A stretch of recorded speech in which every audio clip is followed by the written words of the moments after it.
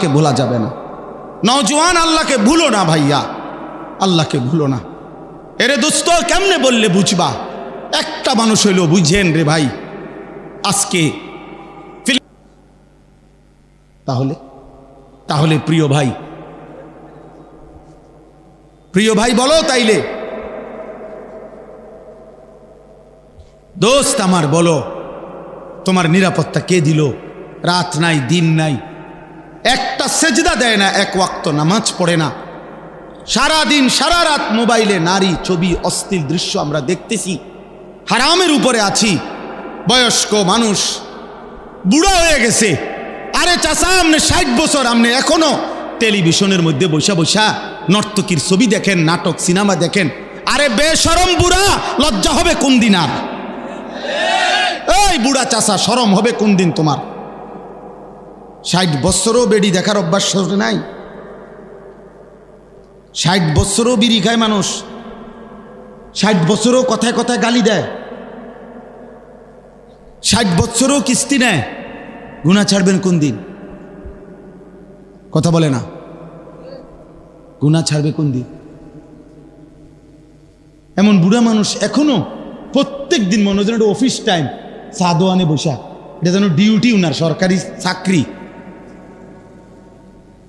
2-4-5 ঘন্টা নারী ছবি, নাটক, সিনেমা। আর জিজ্ঞাসা করবেন না খবরে না কদ্দুর শুনি, কদ্দুর খবর শুনে গপ মারেন, কদ্দুর খবর শুনেন। তো খবর কি মানুষে চোখ দিয়ারই শুনে? মানুষে কি চোখ দিয়ে নি শুনে? কি দিয়া? তো আপনি যদি ছাইয়া রয়েছেন বেডির দিকে, আপনি না বলে খবর শুনে, তো আপনি দোকানের উল্টা দিকে বসেন, আপনার কানে শুনলেই তো হয়েছে খবর, আপনি সেদিকে ফিরা বইয়েন। বোঝেন নাই আমার কথা? আপনি না বলে খবর শুনতে গেছেন, তো শুনলে তো কানে যথেষ্ট, শুনবার জন্য তো দেখতে হয় না। কথা বলেন না, তো আপনি সেদিকে ফিরা বইয়েন। হ্যাঁ স্যার, ওইদিকে ফিরে দিলাম রে, বইবিন কয়দিন আমরা দেখি। হ্যাঁ, এরপরে বলবো কি ও আর কিছু না, একটু লাইরা ছেড়ে দাও না, লাইরা ছেড়ে দাও, এত অসভ্য কিছু আসেনি দেখাও। লাইরা ছেড়ে নইলে আর কি দেখাইব? এর চাইতে জঘন্য খারাপ কিছু আর নাই তো কি? নাউযুবিল্লাহ। যদি কারো লজ্জা লাগে, যদি বলেন মুরব্বী মানুষের বুঝি মানুষ এডি কয়, তো আপনি ছেড়ে দেন, তাহলে আরামদের কইতাম না। কথা বলেন না কেন? আর যদি বলেন আমি এটা করি না, তো আমি কি আপনাদের বলছি নাকি? তো আপনি চেতেন কা? কথা বলেন না কেন? আপনারে কি বলছি নি আমি? তো আপনি ভালো হইলে তো আমার অসুবিধা কি? আপনারা তো বলি নাই। আর যে এই পরিমাণ বদভ্যাস, উনি ছাড়বে না কেন? আমরা চাই আমার চাচা যেন হয় জান্নাতি, দাদা যেন হয় জান্নাতি, সন্তান যেন হয় জান্নাতি, স্ত্রী যেন হয় জান্নাতি। এক মুমিন কি এটা চাইবে না? তাইলে ইমানদারের চাওয়া তো এটা, পুরা ফ্যামিলি জান্নাতি হওয়া, পুরা পরিবার জান্নাতি হওয়া। নাহলে আমরা দাদার জন্য দোয়া করাই কা, যদি দোয়া করে দেন আমার দাদার লাগিয়া, আল্লাহ যেন আমার দাদারে মাফ করে দেয়। আমার আব্বার জন্য দোয়া করেন, আমার চাচার লাগিয়া, চাচা মারা গেছে, দোয়া করেন। আমরা দোয়া করাই না, তার মানে আমরা প্রত্যেকে চাই আমার দাদা, চাচা, মামা, ফুফা, খালু, আমার ভাই, বোন, স্ত্রী, সন্তান সবাই জান্নাতি হোক, এটা আমরা চাই না? তো তার জন্য কি কোনো উদ্যোগ নিতে হবে না? কোনো চেষ্টা করতে হবে না? আল্লাহ আমাদেরকে তৌফিক দান করেন। এর জন্য আসতে আপনাদের কাছে আমার অনুরোধ, বাপ, আমার অনুরোধ সারা পৃথিবীর মজলুম মুসলমানের দিকে তাকায়া, রক্ত স্নাত মুসলমানের রক্ত মাখা দেখার দিকে তাকায়া মনে রাখেন, এই আঘাত আমাদের উপরও আসতেছে।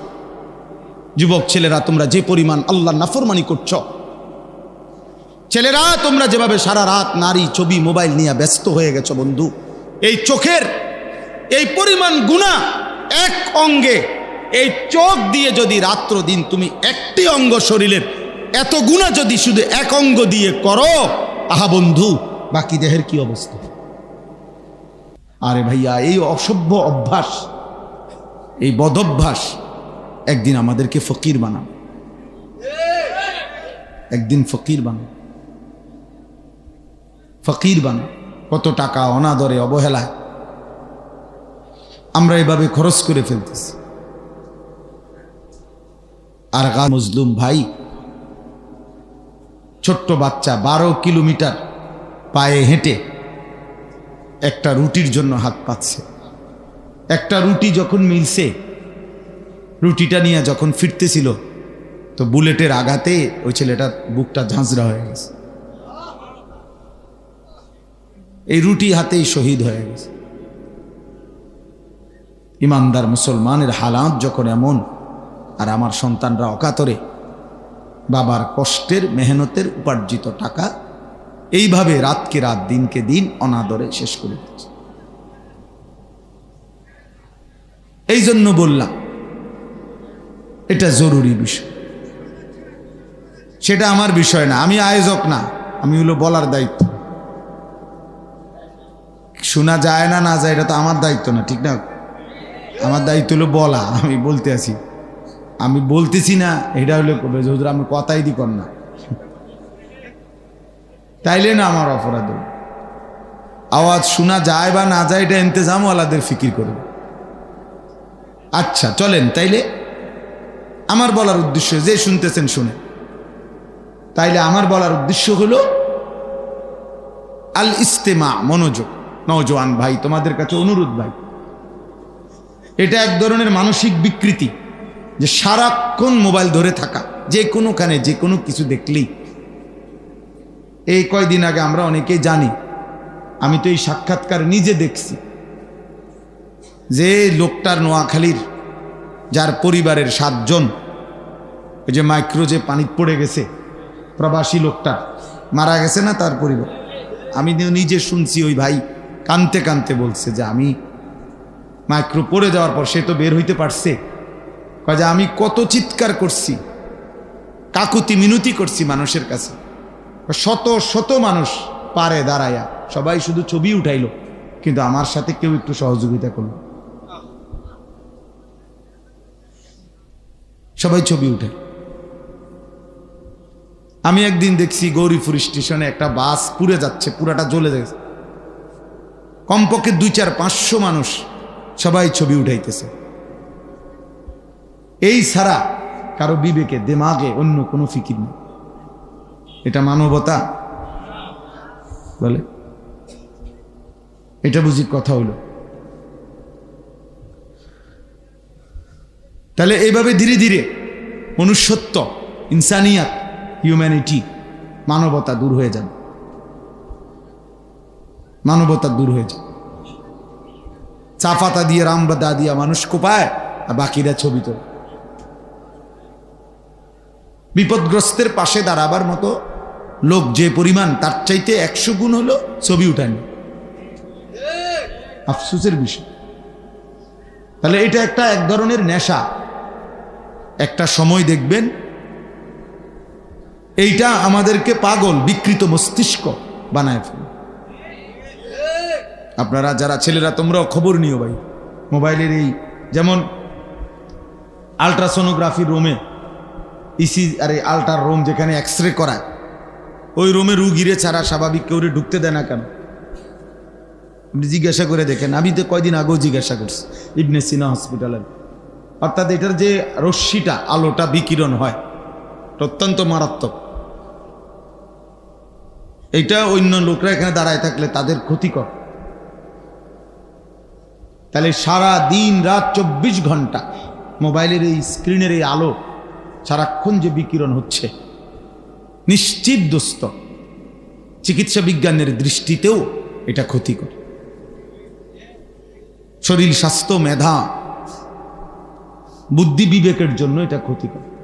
অসংখ্য ছেলে বর্তমানে এই মোবাইল প্রতিবন্ধী। মোবাইল প্রতিবন্ধী মানে কি? শুধু মোবাইল ছাড়া অন্যভাবে তাকে যদি এটার থেকে 1 ঘন্টা, 1 মিনিট, 1 ঘন্টা আলাদা করা হয় তো সে ছটফট করে, একরকম মনে হয় যেন সে মারা যাবে। তাহলে এটা মানসিক সমস্যা না? এটা প্রতিবন্ধী না? এক মাদ্রাসার উস্তাদ আমারে বলছেন, মোহতামিম সাহেব, কয় যে হুজুর ছাত্রর কাছে মোবাইল পাইছি, মাদ্রাসার ছাত্র, তারে যখন মোবাইলটা রাইখা দিছে জমা অফিসে, সে বিকালবেলা মোহতামিম স্যার কাছে এসে বলতেছে, হুজুর আমি দরকার হলে এই মাদ্রাসায় আর পড়বো না, আমার মোবাইলটা দিয়ে দিতে হবে। হ্যাঁ, হাসির বিষয় না, আরে দোস্ত এটা মজাকের বিষয় না, এটা তার সাঁদের দেশের গল্প না, এটা ভাবার বিষয়। গত 4-5 দিন আগে আমার একজন মোহতামিম আলেম, কসম আল্লাহর, উনি বলছেন 7 বছরের বাচ্চা ছেলে, মাদ্রাসার ছাত্র না, বাড়ির থেকে 1 সপ্তাহ বাড়ির থেকে আসছে তার বাবার সাথে, বলতেছে হুজুর বাবা সহ আসছে, যে বাবার হাতের বড় মোবাইলটা আপনার এটা ওই ছেলের হাতে, মাদ্রাসাও যখন আসছে পড়ছে তখনও ছেলের হাতেই মোবাইল। আর ওই বাবা মাদ্রাসার দফতরে গিয়া, অফিসে গিয়া মাদ্রাসা বাচ্চার পড়ালেখার বা বেতন আদি সহ কোনো কথাবার্তা বলতেছে, আর বাচ্চা এটা হাতে নিয়ে তার রোমে ঢুকছে, ঢুকা ঠিক তার সমবয়সী বাচ্চা, 7 বছর মাত্র বয়স। কসম আল্লাহ, ওই হুজুর বলতেছে আরেক ছেলে গিয়া হুজুরে জানাইছে, যে হুজুর দেখা জানাইছে এই ছেলে ওই ছেলেরে উলঙ্গ ছবি, নেকেট ছবি কোথায় দেখায় মোবাইলে, তার বাবার মোবাইল থেকে খুলে দেখায়, একেবারে বিবস্ত্র ছবি।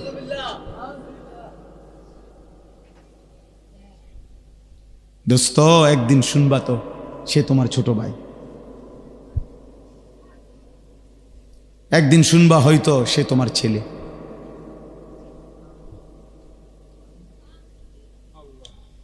তখন বুঝবা অসভ্যতা আর মুসিবত কাকে বলে।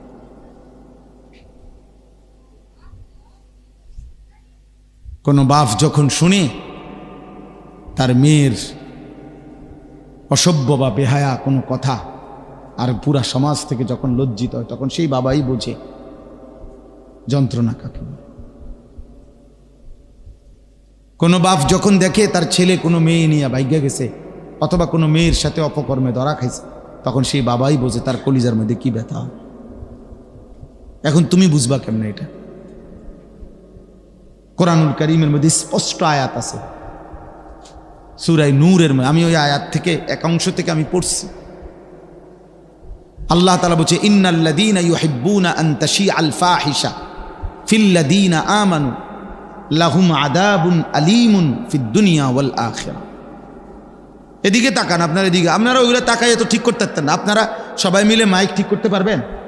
কথা বলেন না তো, তাহলে ভাই আপনি এদিক সেদিক তাকাইয়া কি করেন? ওরা পারলে ঠিক করুক, ওনারা তো চেষ্টা করতেছে ওনাদের মতো করে।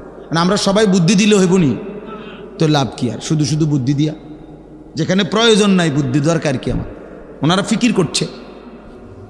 তাহলে বললাম, আল্লাহ তাআলা বলেন যারা ইমানদার মুসলমানের সমাজে অশ্লীলতা ছড়িয়ে দেয়, অসভ্যতা ছড়িয়ে দেয়, বেহায়াপনা ছড়িয়ে দেয়, এটা পছন্দ করে, আল্লাহ তাআলা বলছে শোনো, আমি কিন্তু অবশ্যই তাদেরকে কঠোর শাস্তি দেব, ফিদ দুনিয়া ওয়াল আখিরাহ। সরাসরি কোরআন শরীফের আয়াত, দুনিয়াতেও আখিরাতেও।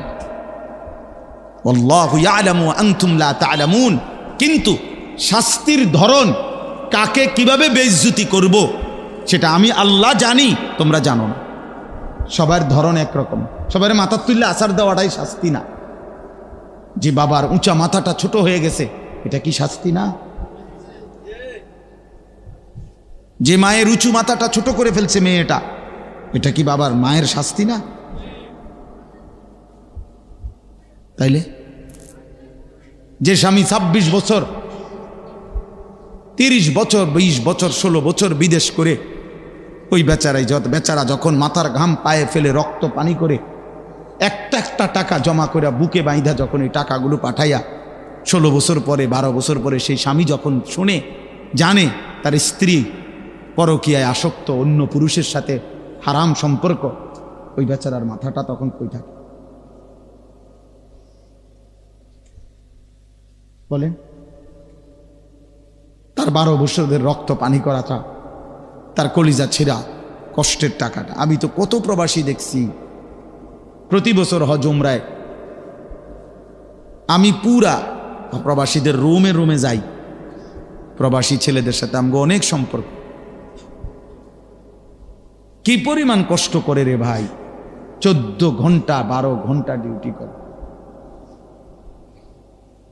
16 ঘন্টা ডিউটি করে। কথা কেউ কেউ আছে 12 ঘন্টা ডিউটি কইরা আর তো 12 ঘন্টা, তো ওই 12 ঘন্টার থেকে 6 ঘন্টা আবার আরেক কোম্পানি, ছোটোখাটো আরেকটা কোম্পানি ডিউটি করে, কইরা 18 ঘন্টা। কয়টা টাকার জন্য?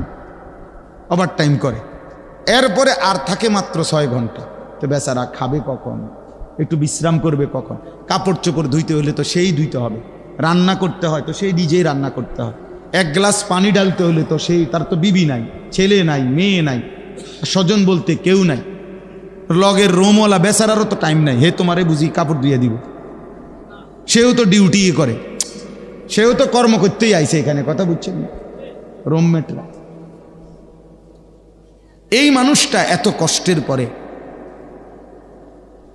আমার একবার গত বছর মনে হয়, না জানে তার আগের বছর, এক প্রবাসী বলছিল, হুজুর আমি 3 বার বাড়িতে ফোন দিছি, আমার বিবি একবারও ধরে না। 3 বার, এরপরে ছেলের মোবাইলে ফোন দিছি, 3 বারেই ছেলে বলতেছে, আব্বু আমি গেমস খেলতেছি, তোমাকে অবসর হয়ে ফোন দেব পরে। কসম আল্লাহ, 3 বার ছেলে আমারে বলতেছে। তৃতীয়বারের পরে উনি বলতেছেন, আমি যখন আবার ফোন দিছি, আমার ছেলে আমার একটা ধমক দিছে, হুজুর